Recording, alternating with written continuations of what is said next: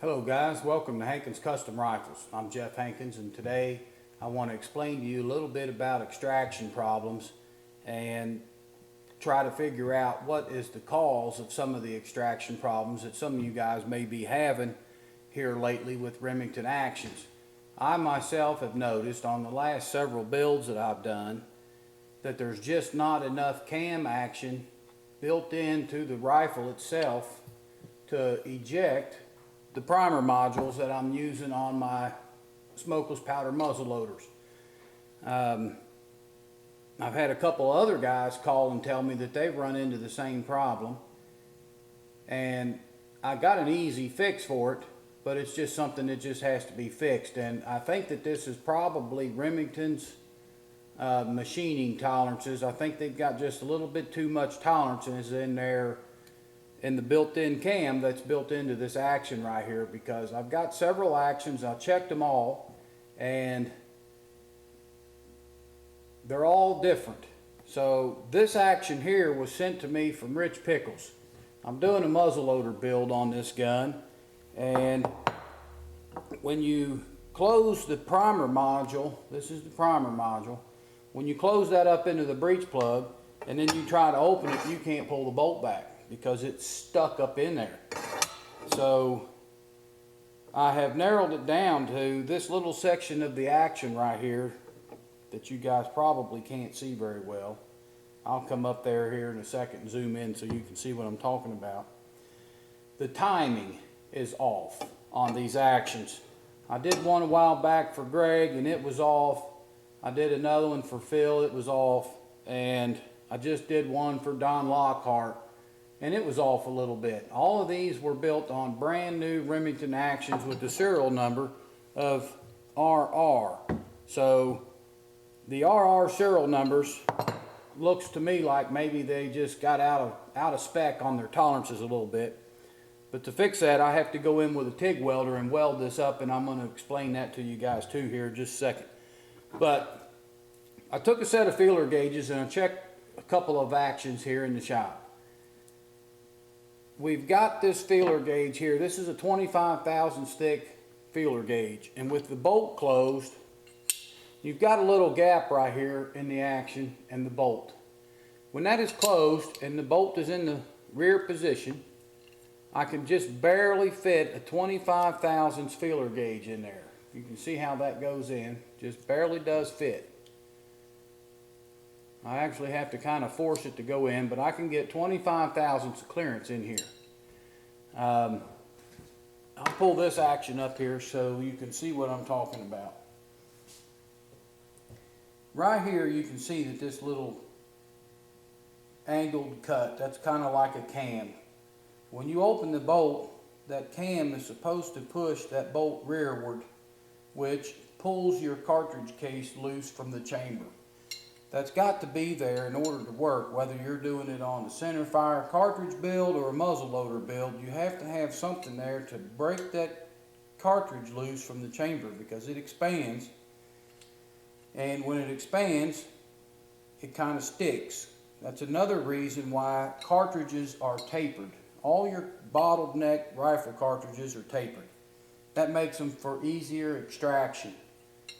You only have to move it back just a little bit, and then the cartridge got smaller than the chamber, so now it extracts really easy. Some of your straight wall cartridges are a little bit more difficult because of that same reason. You pull them back, but they still got just a little bit of friction in there. In order to pull them out, you have to actually pull a little harder to get them to come out of there. Now, I also want to let you know that this action has been blueprinted. So I've already cut about 3 thousandths off of the total measurements of this action. So usually I'll come in here and take 1/1000th or 1,500 off the back side locking lugs of the bolt. That clears up the locking lugs. It cleans them up all the way around the back side of the bolt. That's the most important cut on the bolt when you're doing a blueprint job, minus the inside right here where the cartridge sits. You want that to be perfectly square and this perfectly square, and everything's all indicated in the machine when you do that. Now you also, when you blueprint a gun, you go in and you cut those locking lugs that's in here. I don't know if you guys can see them or not. but they've also got to be cut. And you reach in there with a little boring bar and you just barely touch the surfaces and clean them up until they're nice and clean. So that usually takes about 1 thousandths or 1 thousandth and a half. So I got a total of 3 thousandths here that I've removed from this action because it has been blueprinted, and now you can get the 25 thousandths thick feeler gauge in there. Had that not been blueprinted, you'd be lucky if you could get a 21 or 22 thousandths feeler gauge in. So getting to the action that we're having problems with, I'm going to fold this 25 thousandths feeler gauge away, and I'm going to show you the action that we're having problems with. We got 2 feeler gauges here side by side. We got a 21 and a 22. That makes 43 thousandths, and we can put it in here. So we've got a lot of gap between the bolt handle and the action itself. 43 thousandths of gap in here. Now the problem that's given me is when I open it, and you can watch this, when I open this up, this surface should mate up with this surface and force the handle back, but you can see that it doesn't even touch. There's no camming action here at all in that. So what I've got to do now is go in and I'll put a little bit of weld right here on this cam. I'll take a file and I'll file it down, blend it in, make it look nice. Now that's not a big problem at all on a stainless steel action because I can file it down, sand it real nice, throw it in the glass bead blaster and blast it back out, and you can't even tell that it's ever been welded on. The problem with this action is it's a blue action. And it's even a bigger problem because it's already been Cerakoted. So now I have to sandblast it, get all the Cerakote off. I'll weld this little spot up, fix it, get everything ground to where it's fitting just right. And then I'll have to re-Cerakote the whole action again. So one thing we don't want to do, if at all possible, when you're building a rifle, the last thing you want to do is Cerakote your parts. That's the very last step. You want to completely build the gun before you do your paint work. Yeah, you might be really, really careful and not scratch it up and do the best you can to keep it all, from being scratched. But if something comes up and you have to go in and rework it, then you're repainting it. I'm pretty careful with my stuff, and all my benches are wooden, and everything lays on paper towels and all that. But even when you put your action wrench in the action itself to tighten and loosen and tighten and loosen the action, and sometimes you might do this 2 or 3 times before you get your headspace right, before you get your threads all cut right, until you've got everything fitting. So every time you work this wrench in and out, you're going to scratch a little bit right here and sometimes right here, and that's just it's inevitable. That's going to happen. But if at all possible, you do your Cerakoting last. So we've got this barreled action. I started on this morning for Rich.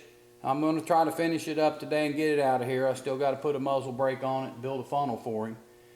But when I had the barrel in the machine and I checked everything for fit, we put the bolt in and the bolt closes nice, and then I open the bolt and all that works good. And you should have just a little bit of play right here. When you've got a gun put together right, you want a little play. About 15 thousandths is what I usually give it for clearance. If you do not have any play here, that means one of 2 things. Either the front of the bolt face is hitting the barrel, or this front locking lug is hitting the barrel. So if you take good measurements and you figure everything out, you just clearance 15 thousandths, you're in good shape. So here's our problem. If we put our primer module in and we close the bolt down, and it closes nice, we got a 0 headspace in there now. When you go to open the bolt, you can't pull it out because all these parts are tapered. The primer module is tapered and the breech plug is tapered. So when you force that together, it's like a compression fitting. That's what gives me the 100% seal in my breech plug system. Without this cam action working correctly, it won't kick out the primer module and it's stuck up in there. Now, could you beat it out of there? Yeah, you can beat it out because that's the only way to get it out. We'll take a little hammer here. You want to make sure that your bolt's all the way up, and just a small tap will then pull it out. But you don't want to have to deal with that out in the woods, you know, always beating on it with your hand or your fist or your hammer or whatever. You want to be able to just open that bolt and pull this out of here. So the last couple of these that I've worked on, these new actions, have given me a little problem. So I'm going to start paying more attention to it and see if it's just on these new actions with the RR serial number or if it's on a bunch of other ones. But just these last 2 or 3 is the ones that gave me the problems. But what I'm going to do now is go ahead and unscrew this action from the barrel. We're going to get the TIG welder out. You have to have a TIG welder to do this. And I'm going to come in here, sandblast this little area, do my welding. I'll file it down, clean it up. We'll put it all back together, and then we'll see if our cam action works correctly so that we can eject these little primer modules. Okay guys, we're set up now. I'm going to do my little bit of TIG welding here. We're just going to put like a little spot weld right on the end of this cam area, and then I'll go file it all down, blend it in.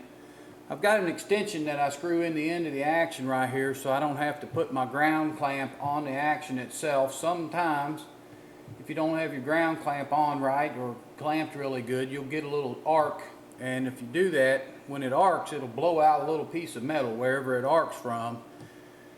You definitely don't want to do that on your action itself, so if I blow out a little piece of metal, I'll do it over here on this little piece that I've got made that screws in there, and it won't be no big deal. But just a little bit of weld is all we need. I use these little magnifying glasses because I can't see as good as I used to, so I got to have these on to do my welding. So we're going to go ahead and weld this up.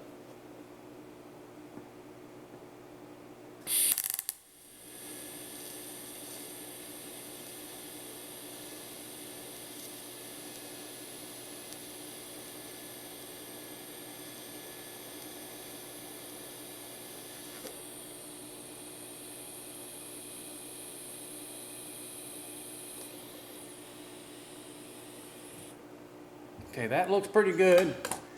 If you noticed, I hold my torch right here until the gas quits flowing. You've got a post flow and a pre-flow on your gas, so that gas just keeps that metal from oxidizing and bubbling up, getting any kind of porosity in your weld. You want a good clean weld there when you get done. So now all we're going to have to do is go do a little file work on that, and then we'll check it to see if it's going to work.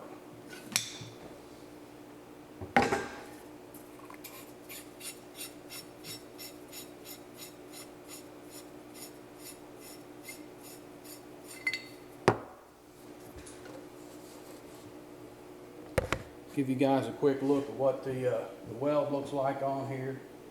You can see that. It's just a little bit of buildup. It doesn't take much. I mean, we're really only looking at about 20 thousandths to 30 thousandths is all we really need in there. This action measures, what was it, 23 thousandths more clearance than the action that worked. So we only need a little bit. Let me go file this up and I'll get back with you. Okay guys, I've got it extracting. I filed it down and kind of roughed it in. It's extracting the way I want it to, but it needs just a little bit more in my opinion. So I'm going to go ahead and just put a little bit more filler rod on here, and then we can file it down one more time and clean it all up, and then it should be ready to go.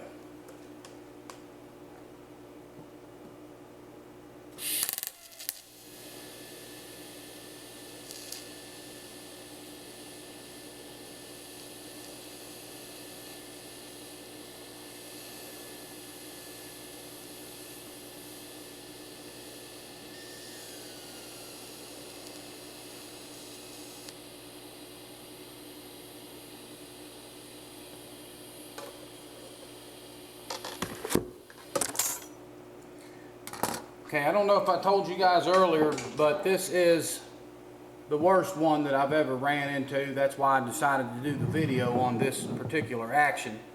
This one needed more filler than any that I have ran across so far. So I just added a little more metal there.